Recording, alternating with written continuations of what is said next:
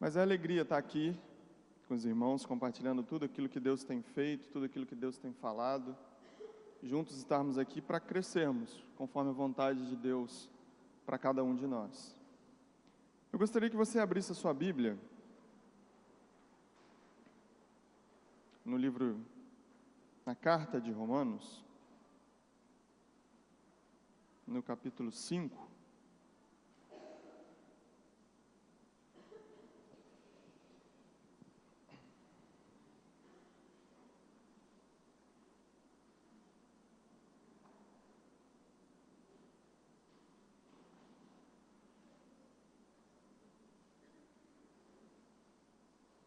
Romanos, no capítulo 5, do versículo 1 ao 5.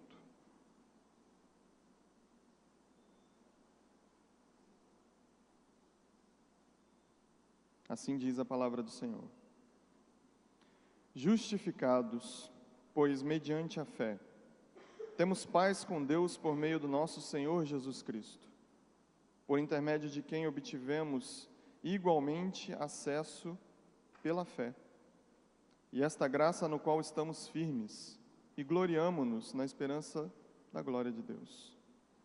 E não somente isto, mas também nós gloriamos nas nossas próprias tribulações, sabendo que a tribulação produz perseverança, e a perseverança, experiência, e a experiência, esperança. Ora, a esperança não confunde, porque o amor de Deus é derramado em nosso coração pelo Espírito Santo, que nos foi outorgado, ou que nos foi dado. Feche seus olhos, vamos orar a Deus. Senhor nosso Deus, esta é a Tua palavra, Pai, esta é a Tua casa, e nós somos os Teus filhos, Deus. Deus, entregamos este momento em Tuas mãos, assim como todo culto assim está, Pai. Pedimos ao Senhor que fala aos nossos corações, Pai, e que verdadeiramente possamos sair daqui, Deus, com tudo aquilo que o Senhor tem para cada um de nós, nas nossas singularidades, Pai, e que verdadeiramente possamos entender, ó Deus, um pouco mais do Teu Evangelho, que venhamos a aplicá-lo, Pai, cada vez mais. Essa é a minha oração, Deus, em nome de Jesus, Pai. Amém, Deus. O tema que a juventude trabalha aqui na igreja é vibe, né? Está projetado? Não. Que é vida de intimidade buscando esperança, buscando experiência. Exato. E o tema central desse texto de Paulo, quando ele escreve essa carta à igreja de Roma, ele justamente é para explicar como que a salvação ela é oferecida através do Senhor Jesus Cristo. E esse vibe, isso parece um passo a passo para que isso aconteça. Vida, intimidade, busca e experiência. Se nós trabalharmos cada ponto desse, nós vamos chegar na simplicidade do Evangelho de Cristo. Cada ponto desse. Então nós vamos falar um pouco de cada um, sem tópico, para que siga da melhor maneira possível. Primeiramente, nós podemos afirmar que essa intimidade, ou para que nós tenhamos um relacionamento íntimo com alguém, e principalmente com Deus, tem que haver uma entrega. Para que nós possamos nos relacionar intimamente, tem que haver entrega. As nossas amizades, nosso relacionamento conjugal, principalmente conjugal, né? Porque ele é feito através de ele é uma entrega feita através de uma aliança. Aí que se parte os relacionamentos íntimos de um casal. E em nossos relacionamentos uns com os outros, para que se torne íntimo, algo profundo, nós temos que fazer essa entrega. E essa entrega nada mais é do que a verdade. Viver a verdade. Pois nós só conheceremos alguém profundamente quando esse alguém se abrir verdadeiramente com você ou com a gente. E da mesma forma é o nosso relacionamento com Deus. Para que nós tenhamos um relacionamento íntimo com Deus, nós devemos viver uma verdade com Deus. Nós devemos nos abrir, nos entregar verdadeiramente com Deus. E aí lá em 1 João, na carta de 1 João, vai falar que o que nós vimos e o que nós ouvimos, isso nós temos testemunhado. E aí todo desenrolar do texto, você sabe melhor do que eu, de que se nós vivermos na luz como Ele na luz está, aí nós temos comunhão. E essa luz nada mais é do que a verdade. Porque sob a luz do Pai não existe mentiras. Então, se nós nos colocarmos embaixo da luz de Deus, não mentiremos. Não há como mentir, porque a luz do Pai clareia todo o ambiente a qual Ele está. Então, quando nós nos entregamos ao Pai intimamente, essa luz de 1 João, essa luz em que o texto vai falar que nós devemos ter comunhão, ela passa a fazer parte das nossas vidas. E aí nós temos que viver a verdade. Nós temos que nos entregar verdadeiramente para o Pai. E aí nós conseguimos ter uma vida de intimidade com o Pai. E é engraçado que hoje, alguns buscam intimidades através de algumas maneiras pragmáticas, dogmáticas, religiosas. E uma das maneiras que mais está jogada, que mais está deturpada, ou que mais está religiosamente estragada, é o jejum. Muitos hoje fazem qualquer tipo de jejum, ou vários outros tipos de jejum. Jejum de Daniel, jejum de Esther, jejum de Isaías. Até hoje eu não vi ninguém fazendo de João Batista, né? Até porque comer gafanhoto e mel deve ser meio punk. Mas o jejum virou algo estragado na cabeça de algumas pessoas. Virou algo com um propósito apenas para o próprio ego, voltado para a própria pessoa. Onde eu faço jejum para talvez buscar intimidade com Deus, mas onde o foco principal é receber algo. Onde o foco principal é conseguir, através desse ato, uma entrega de Deus, uma bênção de Deus, ou aquilo que você quiser. É algo do ego do homem. E nós nos esquecemos do jejum verdadeiro que Isaías 58 vai falar. Que nós devemos jejuar da opressão, da iniquidade, do pecado. Nós devemos alimentar os pobres, nós devemos dar teto aos sem-tetos. Nós, por vezes, nos esquecemos, através das nossas buscas por intimidade com Deus, de olhar simplesmente para a pessoa do nosso lado. E se nós pararmos e não só olhar para esse fato de intimidade ou de busca por intimidade, nós vamos ver que toda a nossa leitura bíblica, ela é afetada pelo nosso próprio ego. Porque se nós pegarmos os 10 mandamentos e começarmos a pensar nele e fazer uma leitura, uma aplicação pessoal, muitas vezes nós iremos pensar que os 10 mandamentos são regras para nós não pecarmos contra Deus. E nós nos esquecemos que os 10 mandamentos foram as ordens de Deus para que nós não pecássemos uns contra os outros. Era como se fossem as normas sociais de um povo que estava estabelecendo um novo rumo. E essa aplicação pessoal que nós fazemos da Bíblia, na sua totalidade, ela é afetada pelo nosso ego. E essa aplicação pessoal vira muito pessoal. É aquilo que eu tenho para tirar de Deus ou tirar da Bíblia. É aquilo que Deus vai me fazer crescer para eu ser alguém melhor. e não como eu vou tratar melhor aquele que está ao meu lado. Nós nos esquecemos que o Evangelho de Cristo, ele é relacional. Ele é simples e relacional. Ele é algo do dia a dia. Ele é algo para se viver.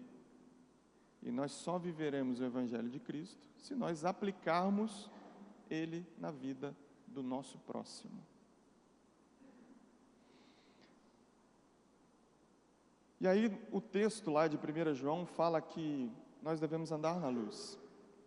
E aí, se você abrir a sua Bíblia, eu vou pedir para que você abra a sua Bíblia, lá em Efésios,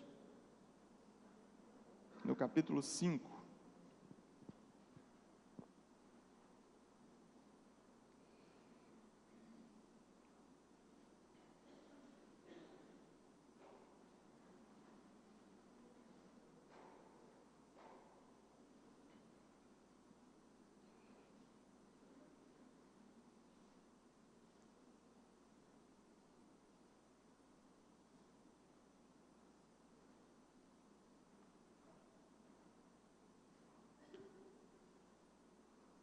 O capítulo 5, ele já vai começar falando que sede, pois, imitadores de Deus como filhos amados. E aí o texto vai continuar. Ele vai falar que nós devemos, como também Cristo amou o mundo, nós devemos amar também o mundo. Mas aí ele chega num ponto, lá no versículo 8, fala assim: pois outrora vocês eram trevas, porém agora vocês são luz no Senhor. Andai então como os filhos da luz. E aí a Bíblia ela não vai falar assim, como que os filhos da luz devem andar, quais são os procedimentos. Mas no capítulo 4 de Efésios, Paulo, quando ele escreve essa carta, ele vai dar alguns pontos interessantes da vida para com o outro. A partir do verso 28.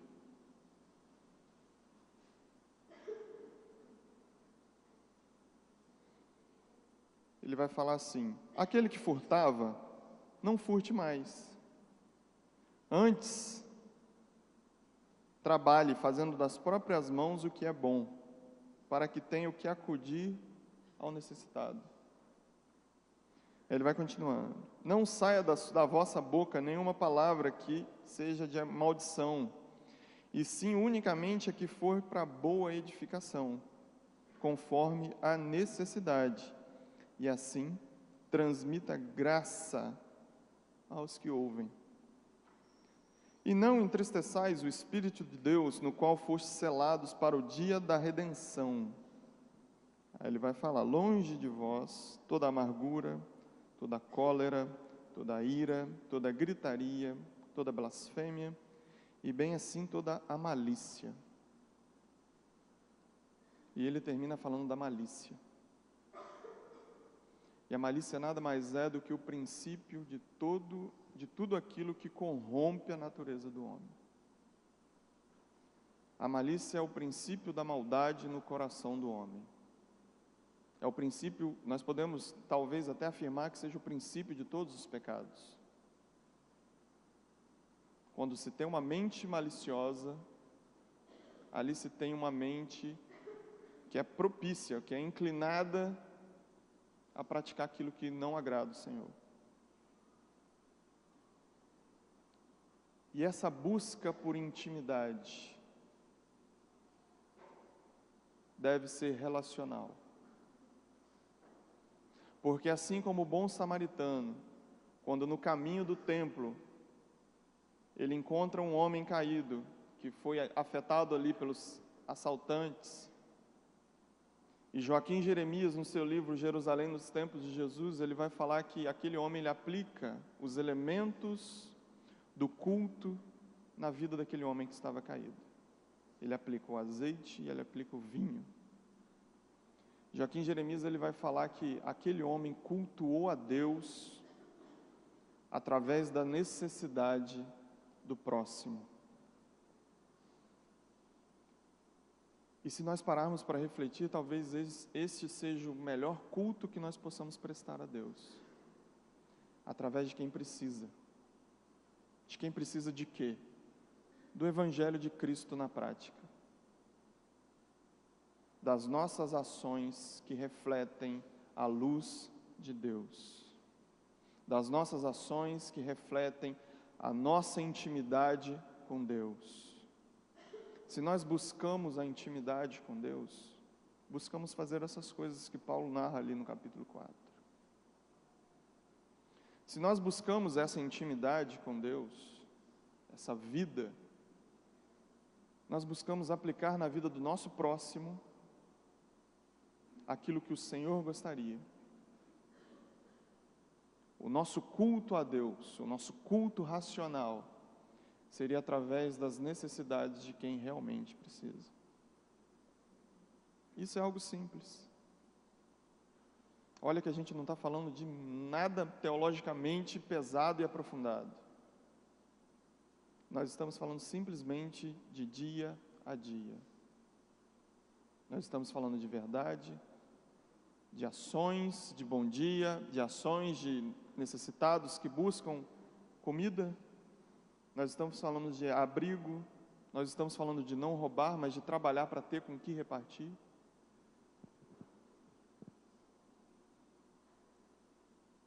E aí nós entramos no fato da busca por experiências. Os nossos dias são marcados por um secularismo que tem matado nossas igrejas. As nossas igrejas hoje perderam as forças que elas tinham de influência nas esferas sociais. As nossas igrejas hoje não têm mais o poder de influenciar o poder político, por exemplo. Para isso nós tivemos que enviar alguns para representar a igreja. E assim nós vamos segmentando tudo. E esse secularismo, ele trouxe para dentro das igrejas algo que tem matado o verdadeiro Evangelho de Cristo. A busca por experiência em algumas igrejas é tão intensa que tem pessoas que sobem monte, que descem monte para ver fogo, para ver qualquer outra coisa, e querem ver, e como dizem, e pagam o preço, mas se esquecem justamente desses pontos que nós falamos, do relacional. E quando eu olho para a Bíblia e vejo a busca por experiência de alguns, eu encontro alguns tipos de experiências. Eu encontro aqueles que sofreram a ação propriamente dita numa experiência com o próprio Cristo, que foram os cegos, que foram curados, que foram os paralíticos. E eu também vejo aqueles que observaram essas experiências, os seus apóstolos, os seus seguidores, aquela multidão. Mas isso foi no tempo de Jesus. Jesus usava sinais miraculosos para instruir um povo que esperava pelo Messias. E Jesus usou tantos sinais miraculosos, esse povo tinha uma cabeça tão dura, que mesmo assim eles não conheceram Cristo, como o Messias. E tem gente que está esperando o Messias até hoje.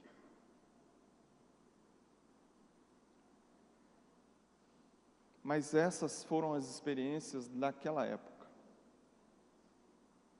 Sinais miraculosos. E hoje, alguns ainda buscam esses sinais. Só que o nosso tempo é diferente. Cristo foi para junto do Pai e nos enviou o Consolador. E é nesse Consolador que nós experimentamos as melhores experiências com Deus possíveis. Abra sua Bíblia em Gálatas, no capítulo 5.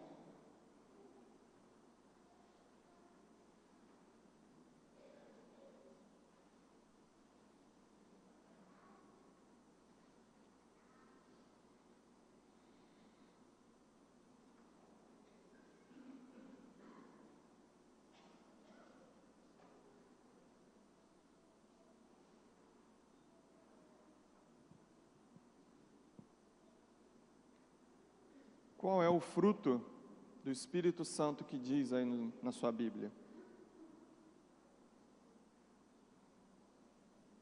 Alguém pode falar?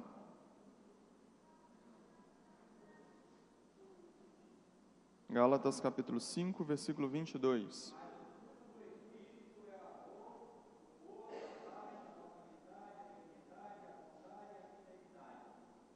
Exatamente. Engraçado que em muitas vezes, muitas pessoas entendem como os frutos, mas é o fruto. Então, o fruto do Espírito Santo é o amor, a paz, a alegria, a longanimidade, a benignidade, a bondade, a fidelidade.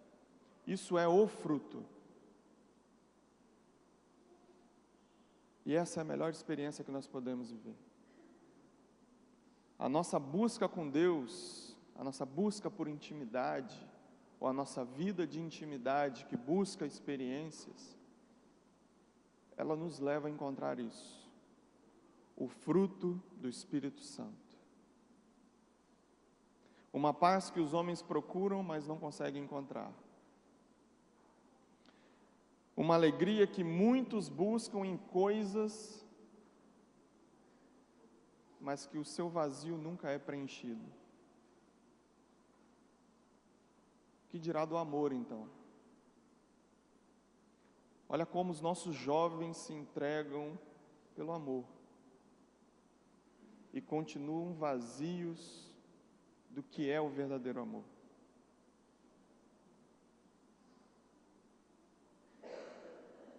Nós temos trabalhado na JBC, já vai para o 4º ano que a gente está ali. Alguns jovens compartilham algumas experiências, buscam conversar, simplesmente conversar. E nós encontramos todo tipo de experiência. Meninas que se entregaram por amor, meninos que por amor contrariaram as vontades, ou as leis, ou o que os pais falaram. Ovelhas que por amor contrariaram o que o pastor disse. Nós encontramos várias experiências, boas, ruins. E muitos buscam essa experiência com Deus.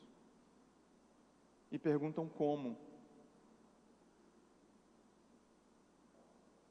E se esquecem da singularidade do Evangelho, da simplicidade.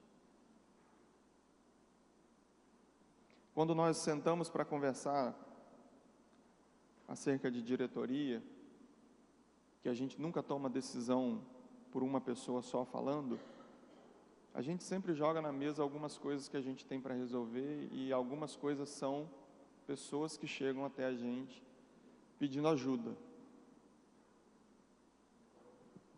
E tem vezes que a gente não sabe o que fazer, justamente porque a coisa já foi muito mais para trás do que nós, como simples homens, simples servos, conseguimos trazer para frente. Pessoas que já se afundaram muito e pensam que o caminho é fácil de retorno, mas nunca é.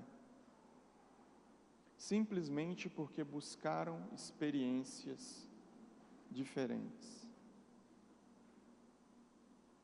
Simplesmente porque pensaram que a busca por uma experiência com Deus, ela podia ser algo miraculoso, algo tremendo, e aí saíram de igrejas, e aí desobedeceram seus pais, e aí a coisa só foi andando para trás, é claro. Pai e mãe já não têm diálogo com esse jovem, simplesmente porque num dia decidiram buscar uma experiência diferente. Porque a igreja era fria, porque a tradição atrapalhava,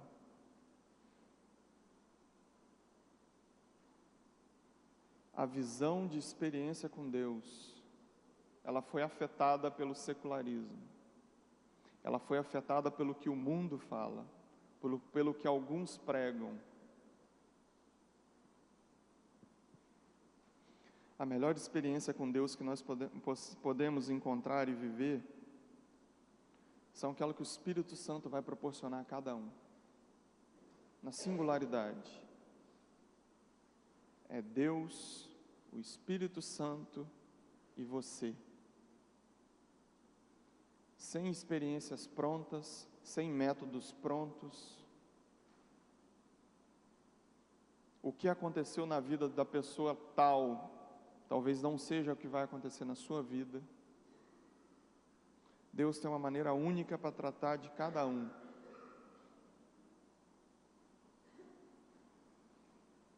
E ela se revela através desse fruto, do Espírito Santo de Deus.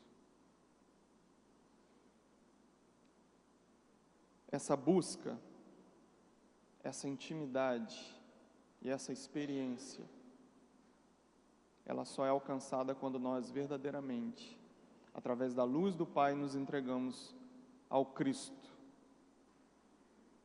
que é o que gera a vida. Então nós só teremos essa vida que busca uma vida verdadeira quando nós entendermos de uma vez por todas que é o Cristo quem define a nossa vida, que Ele é o único capaz de dar a vida, é o caminho, quando nós nos entregarmos a Ele. Não tem mistério. Talvez o mistério seja como que Deus amou o mundo de tão maneira que enviou o seu Filho. Talvez esse seja o mistério. Mas em como entregar a sua vida ao Cristo, para que essa busca por experiência seja algo verdadeiro, isso não tem mistério. Isso não tem um passo a passo pronto.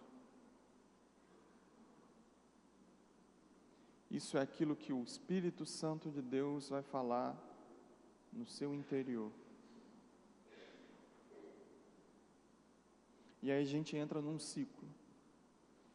É o Espírito Santo que vai falar no seu íntimo, porque você tem um relacionamento, porque você vive uma luz e você se entregou ao Pai. A gente chega num ciclo onde não tem começo, não tem meio e não tem fim. Porque todos são um. Tanto o Pai, quanto o Filho e quanto o Espírito Santo. Então, quando você tem comunhão com um, você tem com todos. E aí nós chegamos na excelência da vida. E aí nós chegamos nos princípios daquilo que Deus quis, através do seu Filho, nos ensinar. Aquilo está lá em Éfeso, capítulo 4. O relacional. Vamos viver de maneira que prestamos um culto a Deus através da vida dessa pessoa que está sentada ao seu lado.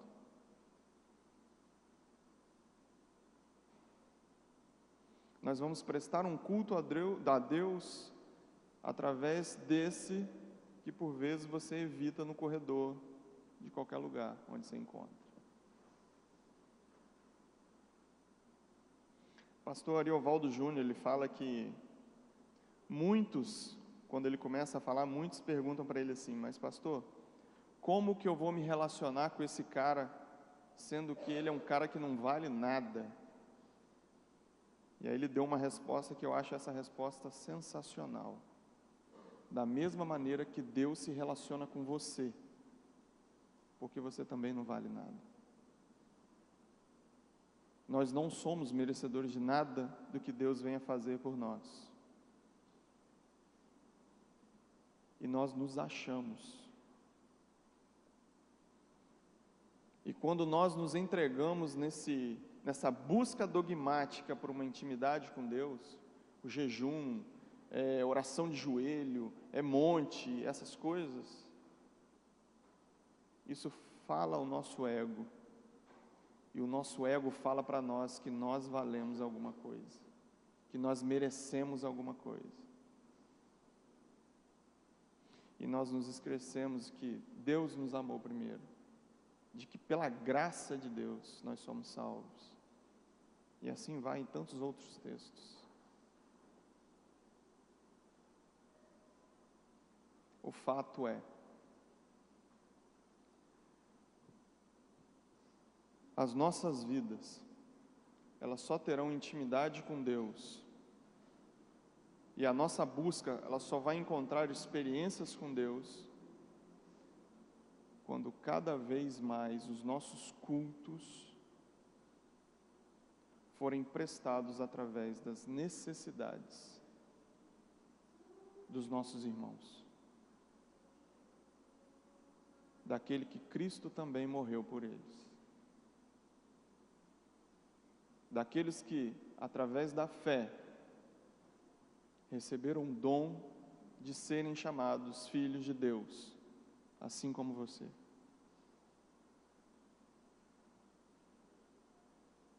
Através da fé. Fé essa que é o princípio de tudo.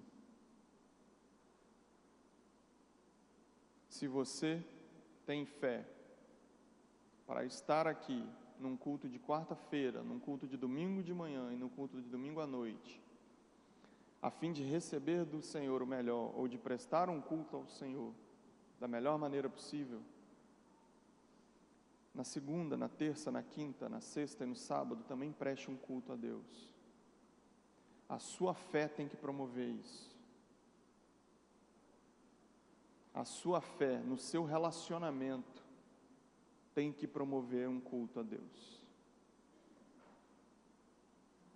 A minha oração é que nós, cada vez mais, possamos entender esse Evangelho de Cristo. Um simples Evangelho de Cristo.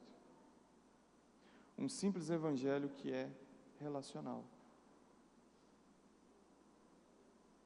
Eu gostaria de já terminar, não prolongar muito mais, orando justamente por isso. Para que o nosso relacionamento de cada dia, para que a nossa busca de cada dia, a nossa entrega de cada dia, e cada experiência que nós tivermos,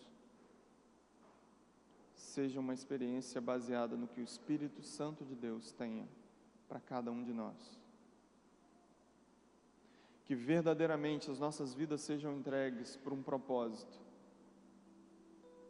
Um propósito esse que parece um quebra-cabeça onde a gente não sabe qual é a imagem original.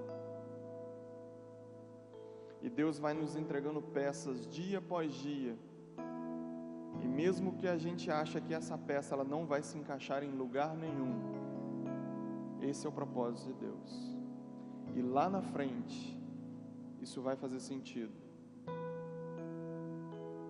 Tudo aquilo que nós vivemos, todas as experiências que nós carregamos, que não fazem sentido em nossas vidas hoje, um dia elas farão, porque por permissão de Deus, elas foram vividas, e um dia isso vai fazer sentido. Vamos orar? Eu gostaria que você se colocasse de pé.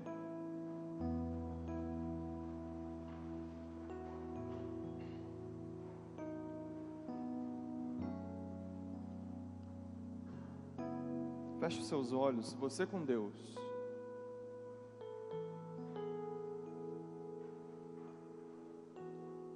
Vá falando com Deus.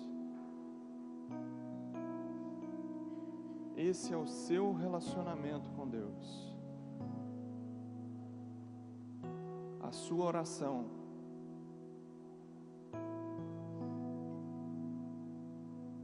é o seu relacionamento com Deus.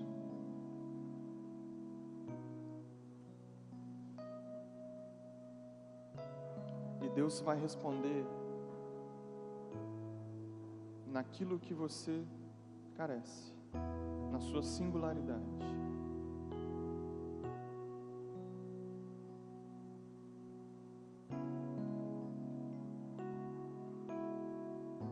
Senhor meu Deus,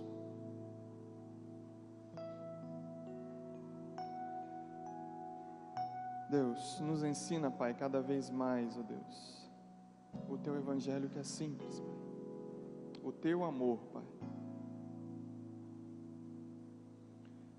Nos ensina, Deus, que nós devemos, Pai, amar os nossos irmãos, Pai, assim como o Senhor os ama, Pai.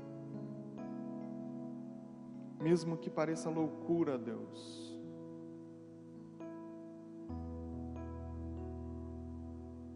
mesmo que nós venhamos a não entender, ó Pai, o que o Senhor está falando, mesmo quando nós não venhamos a entender quando o Senhor manda amar, Pai,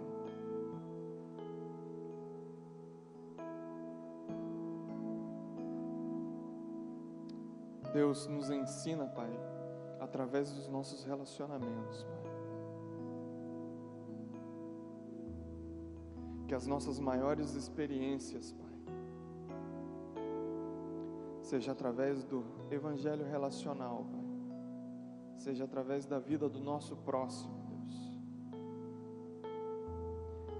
seja da nossa entrega, Pai, seja no nosso momento de servir a quem passa pela necessidade, Deus.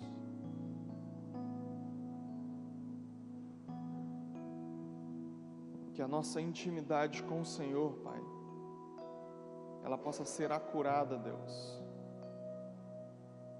através dos nossos cuidados mútuos, Pai.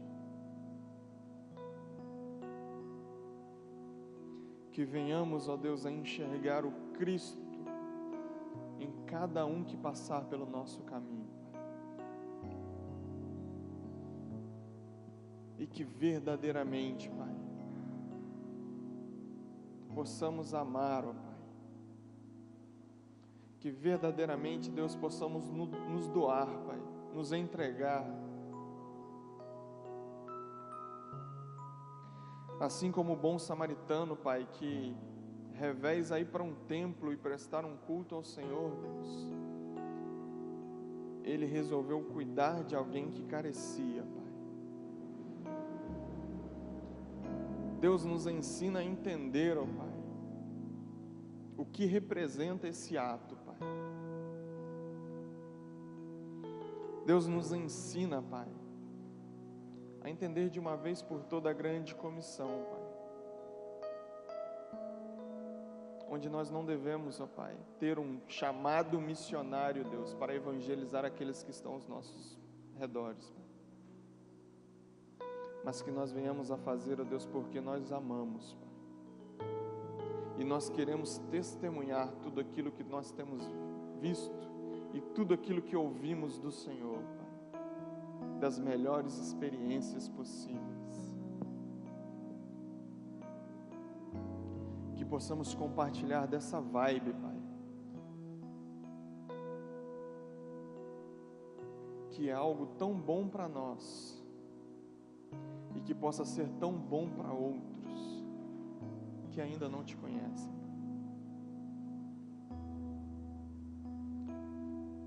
Deus, que a nossa vida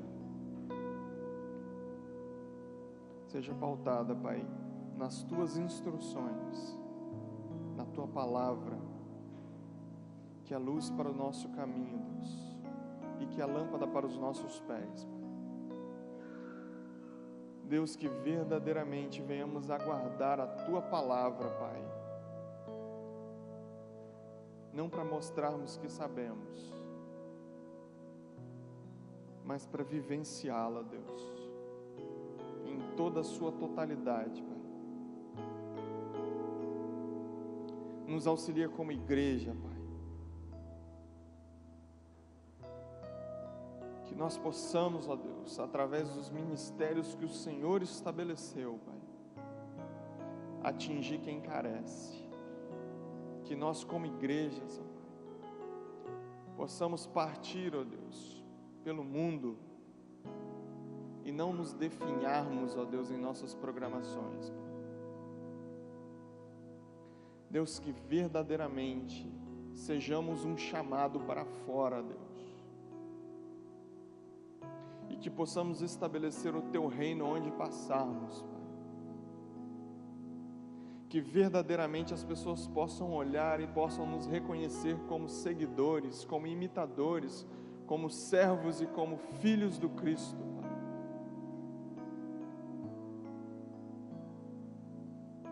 Deus, que através da nossa fé, Pai, o nosso viver possa ser alterado de maneira tal que nos encontremos com vidas lá fora.